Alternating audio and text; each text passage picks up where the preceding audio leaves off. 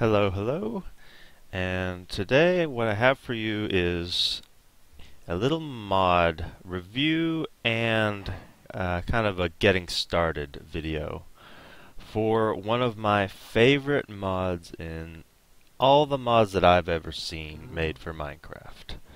This is the Botania mod, and as you can see behind me, there are all kinds of beautiful flowers for this mod.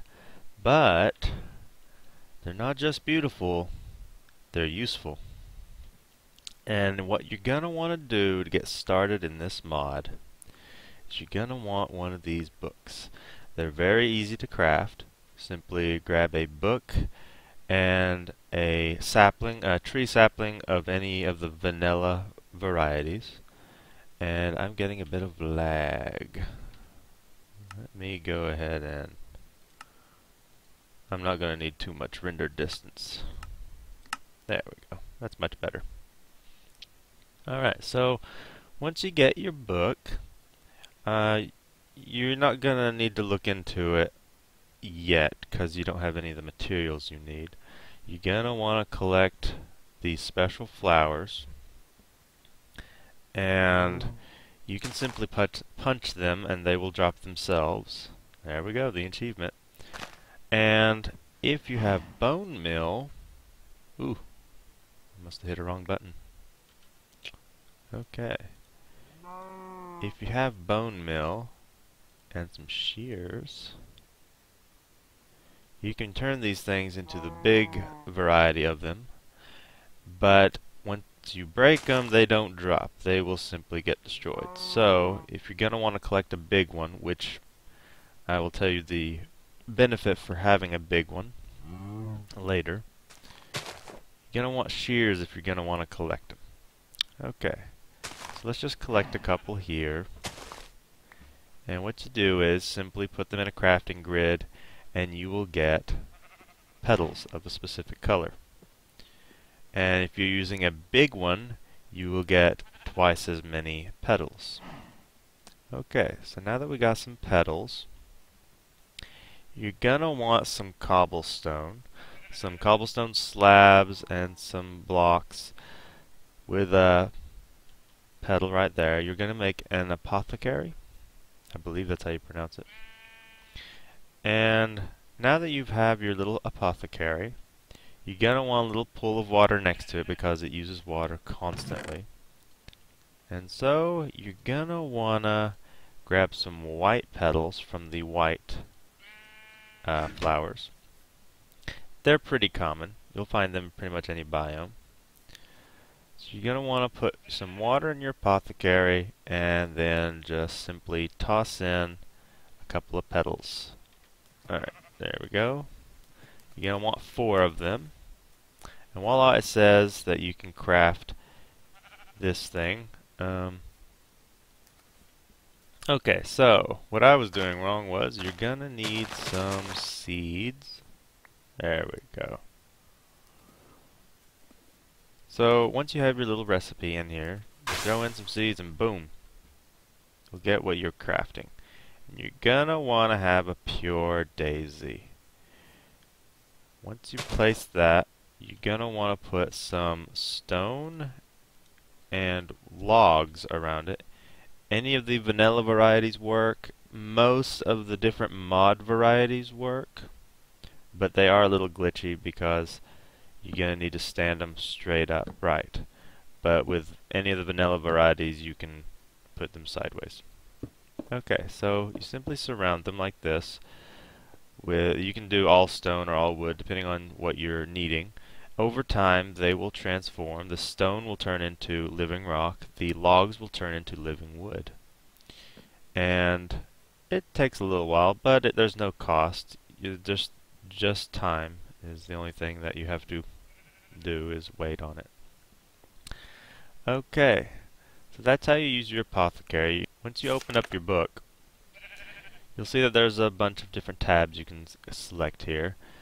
What we've just gone over is the basics, going over the flowers that you pick, how to craft an apothecary, how to craft a pure daisy using the apothecary, and as you can hear going on behind me, popping noises, the other part of the basics is using a pure daisy to craft living rock and living wood.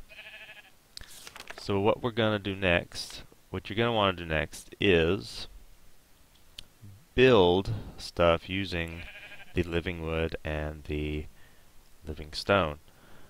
And so for living wood, you're going to want to craft some of these living wood twigs used in many recipes. Okay, so now to get into mana and how to store, generate, use mana. Mana is one of the power sources of this mod. And what you're going to want to do is take your living stone and create a little mana pool. You can also use slabs to make a smaller mana pool. It's called a diluted mana pool. It holds a lot less mana,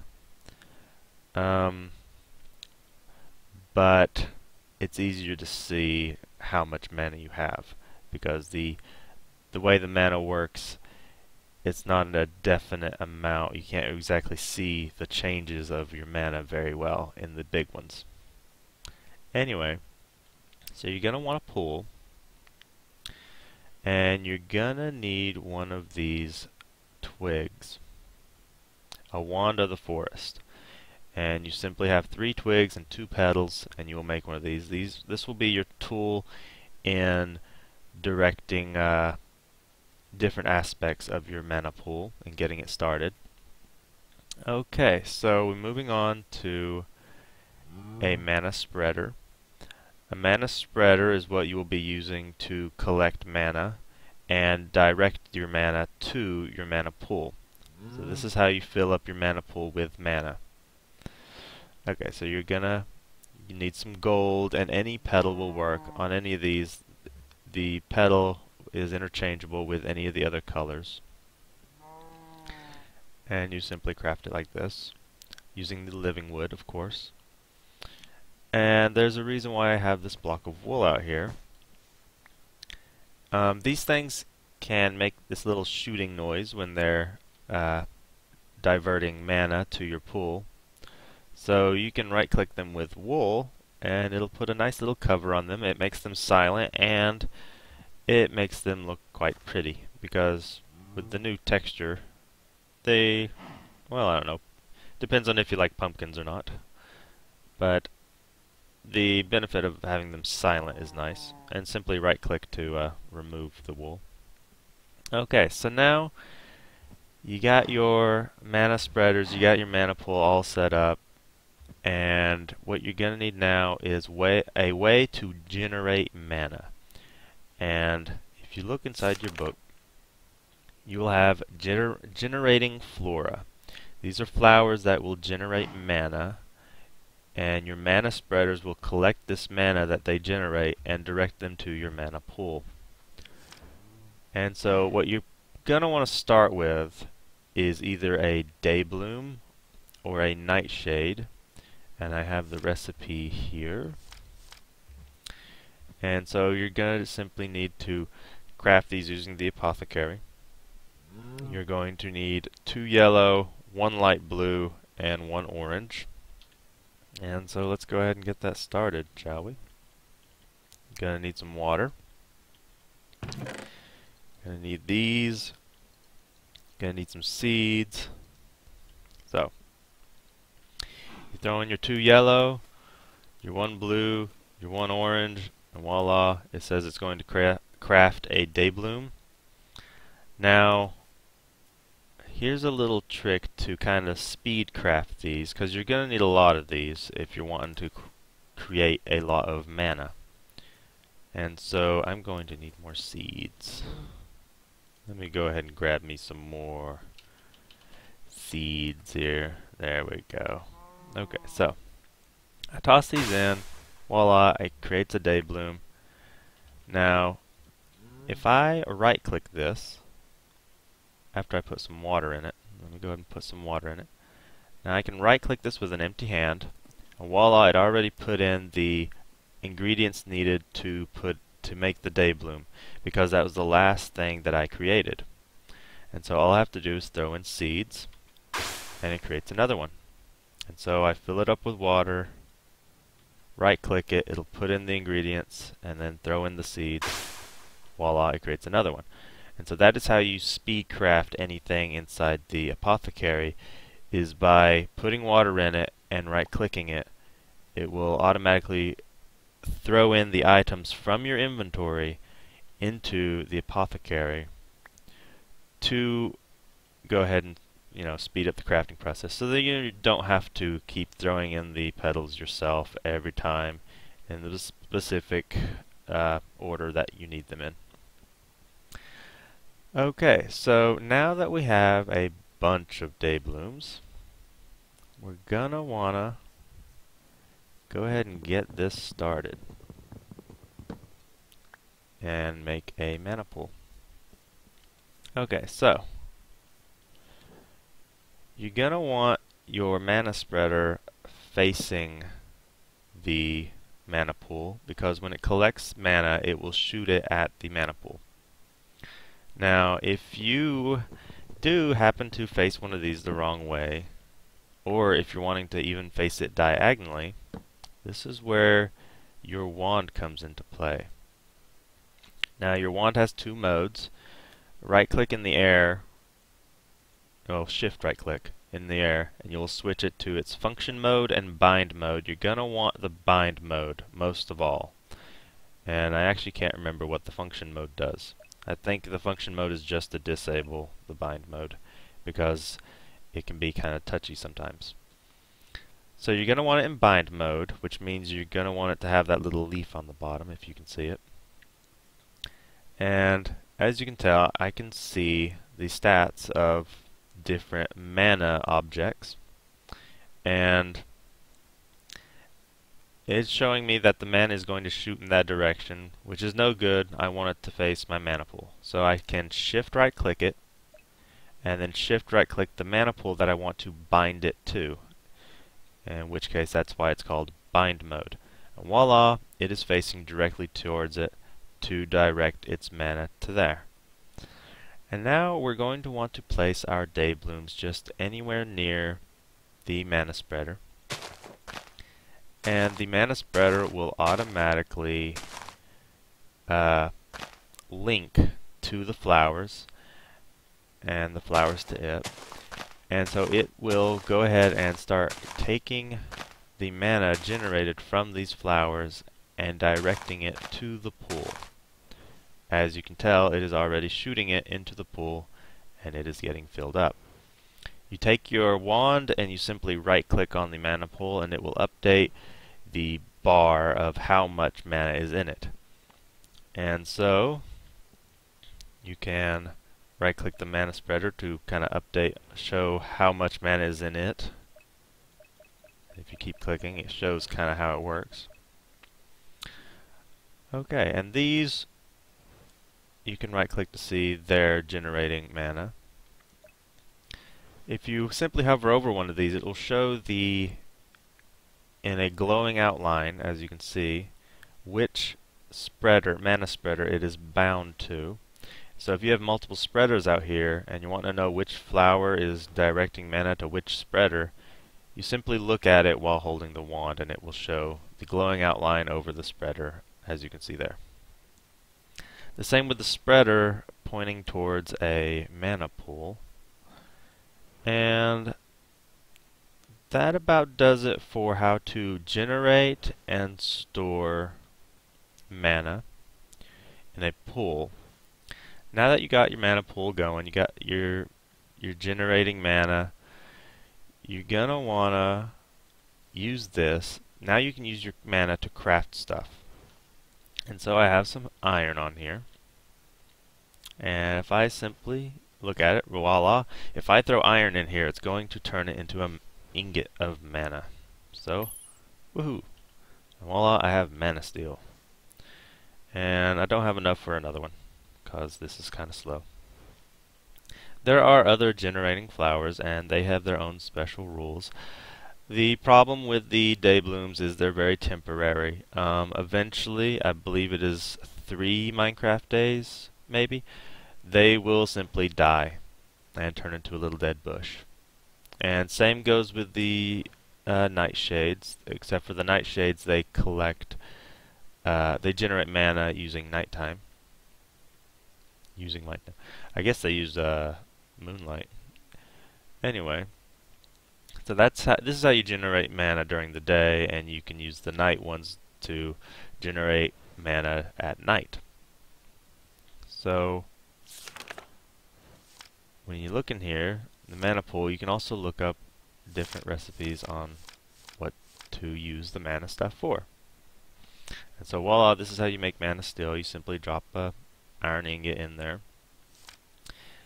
This is how you make mana pearls, throwing an ender pearl in there. Diamonds to make mana diamonds. Any powder substance can be used to create mana powder. And that includes redstone, any of the floral powders. You can make mana glass, mana string, and you can even use the mana string to make cobwebs. Okay, so there's a lot of different uses for mana and infusing items with mana, and it's very easy to do. You just simply throw in the item that you're wanting to infuse with mana. Now, at some point in the Botania mod, you're gonna wanna carry mana around with you on your person, because there are certain items that use it from yourself. And so, if you go to your mana, you can craft a mana tablet. It's pretty easy to craft. Of course, you're going to need a diamond or a pearl and infuse it with mana, so it does take quite a lot of mana. Simply surround it with living rock. You'll have an empty mana tablet. And let me go ahead and grab one of those. A mana tablet. There we go. And if you can see on the mana pool, under the bar, it has an arrow facing a mana tablet. This shows that when you put a mana tablet in the pool, it will remove mana from the pool and put it into the tablet. Now you can also reverse this and put mana in your tablet into the pool. And so it's a good way of transferring mana if you need to. And to change it, I believe you simply right click. Nope, you shift right click. There we go. You shift right click using your wand of the forest, and it will toggle this. And so I'm wanting to put mana in my tablet. So I simply throw it there. The tablet will not despawn. It will sit there and collect mana. And so if I pick it up and I look at it, there's a little bar on top of the mana tablet, as you can see. And so it has very little mana in it. It has a lot of storage potential. It can store a lot of mana. So can these pools. And what I highly recommend in the way of storing mana on your person is creating this little trinket. If you go to Baubles and Accessories, a band of mana right here. You get 4 mana steel ingots and your mana tablet, and you can turn your mana storage into a trinket that you can hold on your person in a ring slot, in which case you don't have to carry it around in a normal inventory slot. You can just carry it around as a ring, and makes it very convenient. Okay, and I know this touched into kind of the deep things of Botania, but to be completely honest, this mod has a lot more to it than just this. And there's so many more uses for mana, many more ways to generate it, and this mod is just huge and very in-depth. And this is actually just the starting of it. This is how you get started. This is your first steps. And it's kind of complicated, and you're gonna need your resources and time and lots of flower petals. But it is well worth it because this mod gets into a lot crazier things than just flowers later. You will be opening up portals to other worlds and being able to craft some amazing gear, and all kinds of different ways to use your mana to do all sorts of crazy things. Terraforming, combat, flying. You can do a lot of different things with this mod. And so I went into a lot into this mod, but this is only scratching the surface.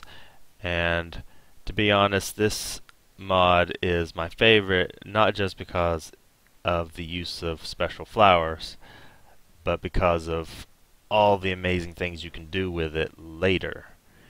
And so this is how you get started, and I don't want to spoil it for you because this mod is amazing to get into. And of course, I recommend reading the book. That is how I learned this mod, is simply just goofing off in the book and turning its many pages, just looking up stuff. For the most part, I didn't understand it at first, but once you get going, you learn how to do the different stuff that it talks about. And this book is not finished. There are ways to unlock extra parts of this book, and it's quite amazing. I haven't even looked into everything that this mod has to offer, and I can't wait to get into it some more. Okay, I think that about wraps up this little tutorial into my favorite mod in all of Minecraft. Goodbye.